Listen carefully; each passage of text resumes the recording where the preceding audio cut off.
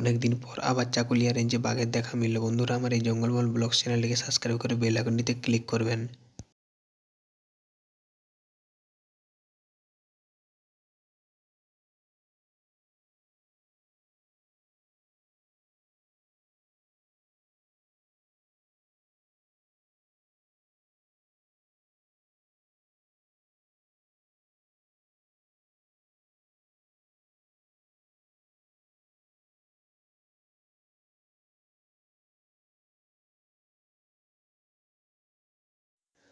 চাকুলিয়া রেঞ্জের বাঘটি ঝাড়গ্রাম রেঞ্জের দিকে এগিয়ে আসছে। বন্ধুরা, আমার এই জঙ্গলমহল ব্লগস চ্যানেলটিকে সাবস্ক্রাইব করে বেল আইকনটিতে ক্লিক করবেন।